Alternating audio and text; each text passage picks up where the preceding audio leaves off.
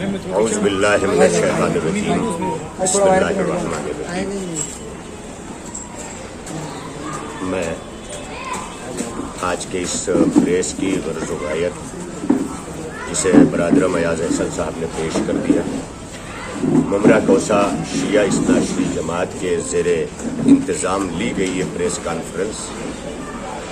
ہمارے نزدیک وسیم رضوی کوئی مسئلہ نہیں ہے، کیڑے مکوڑوں کی کوئی حیثیت نہیں ہوتی،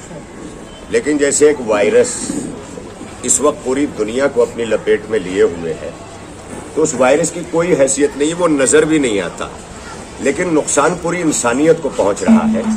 اس کی بنیاد پر بچنا بہت ضروری قرار دیا گیا. اسی طرح وسیم رضوی بھی ایک کیڑا مکوڑا ہے، اس سے زیادہ اس کی حیثیت نہیں ہے، اسے آپ لوگ کوئی اہمیت مت دیں، بلکہ یہ سوچیں کہ اس کا یہ جراثیم چونکہ مسلمانوں کے فرقوں میں اختلاف کا سبب بنے گا، اور وہ اتحاد جو خاص طور پر میں اس وقت ممرہ کوسہ میں دیکھ رہا ہوں، یہ پورے مہاراشٹر اور رسول بلاد کا ایک ایسا گلدستہ ہے ممرہ، جہاں ہر مذہب ایک دوسرے کے لیے اور ایک دوسرے کے مفاد کے ساتھ کھڑا ہوا ہے، ہر مذہب ایک دوسرے کے عقیدے کو سمجھ رہا ہے، بڑی قربتیں ہوئی ہیں بہت سارے مقامات پر، حتیٰ کہ اسی ممرہ میں کل جماعتی تنظیموں کے حوالے سے ان حقوق پر بھی تمام مسلمان ایک ساتھ کھڑے ہوئے نظر آئے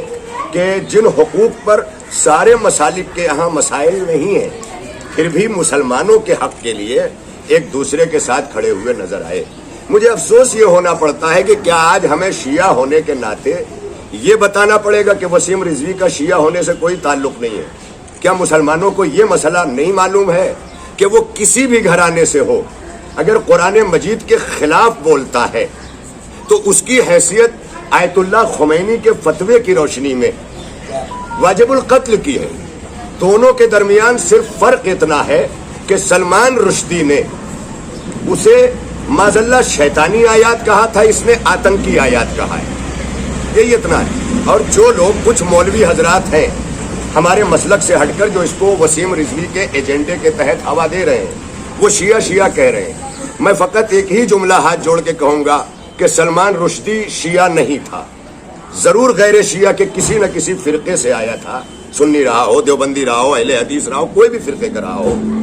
شیعہ تو نہیں تھا نا. لیکن کبھی کسی شیعہ کی طرف سے آواز نہیں آئی کہ یہ فلاں مسلک سے تعلق رکھتا ہے، کیونکہ شیعہ جانتا ہے کہ قرآن کے خلاف بھونکنے والا واجب القتل ہے، ایسی بے حرمتی کرنے والا، کیونکہ ایک ایک آیت کی ضمانت اللہ نے اپنے حوالے کی ہے، اور یہ جو اس نے کمبختی کی ہے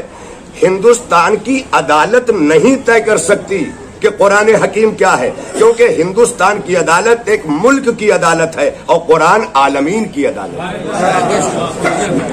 قرآن کا مقابلہ آج ہماری عالمی عدالتیں بھی نہیں کر سکتی. اور سب سے بڑی چیز یہ یاد رکھیے گا کہ عدالتوں کا نظام جو قرآن حکیم نے پیش کیا ہے، ہم آج بھی قرآن مجید کو چیلنج بنائے ہوئے، اس نے سستی شہرت کے لیے سپریم کورٹ میں یاچیکا دائر کر کے شہرت لینے کی کوشش کی ہے، ورنہ یہ مسائل علمی تھے. اگر اسے کچھ جاننا ہوتا، سمجھنا ہوتا تو یہ نجف جاتا، قم جاتا، سعودی جو ہے یونیورسٹی جاتا، جامعہ ازہر مصر جاتا، اسلام کے جتنے مراکز ہیں وہاں جاتا، لیکن اس کا مقصد اختلاف پیدا کرنا تھا. میں آپ تمام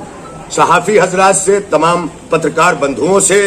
میں یہ اپیل کرتا ہوں کہ آپ زیادہ سے زیادہ اس سازش کو اسی طرح ناکام بنائیے جس طرح سے کورونا کو ناکام بنانے والے کورونا یودھا بن گئے. آپ بھی انسانیت کے یودھا بنیے اور ایسی کسی بھی سازش کو ناکام کرنے میں آپ ملت کی مدد کیجیے، یہ آپ کا اس وقت سب سے بڑا حق ہے. اور اب اسی کے ساتھ ہمارے دیگر اکابر ایک بات ہے کہ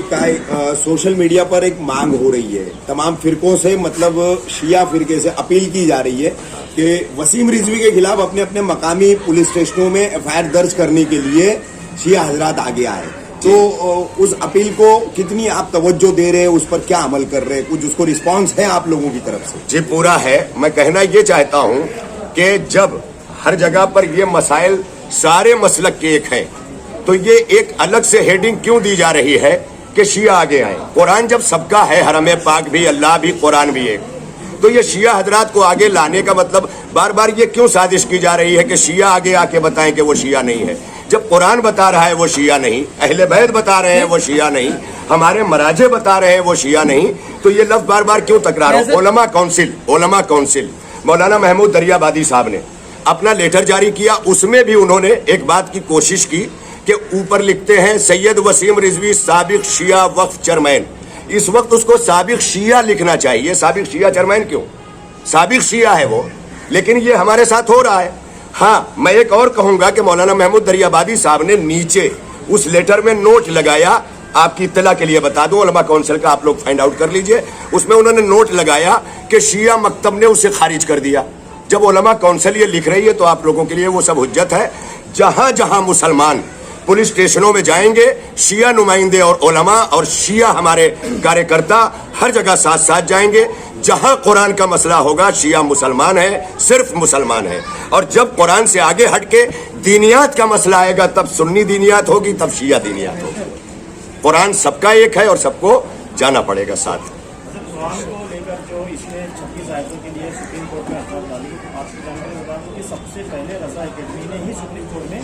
इसकी अपील के खिलाफ एक अपील डाली है। तो क्या अपनी बोर्ड, शिया बोर्ड की तरफ से भी कोई कानूनी लड़ाई भी है इसके खिलाफ? हाँ, मुझे इसका इल्म नहीं है जो आप इत्तला दे रहे हैं, लेकिन जब ऐसा अमल रजा एकेडमी वगैरह ने किया, हत्ता के जब एक मरतबा आजाद मैदान के अंदर रजा एकेडमी ने इख्तलाफ करके हॉलैंड के कार्टूनिस्ट के साथ अपना अलग प्रोग्राम किया था, तब भी अली असगर हैदरी ने अपना बयान जारी करके कहा था रजा एकेडमी के साथ अली असगर हैदरी है। तो ऐसे तमाम, अभी भी मैं कह रहा हूं कि अगर रजा एकेडमी ने ये जो आप बता रहे हैं याचिका दायर की है, तो इस याचिका के साथ पूरा शिया मजहब रजा एकेडमी के साथ खड़ा हुआ है।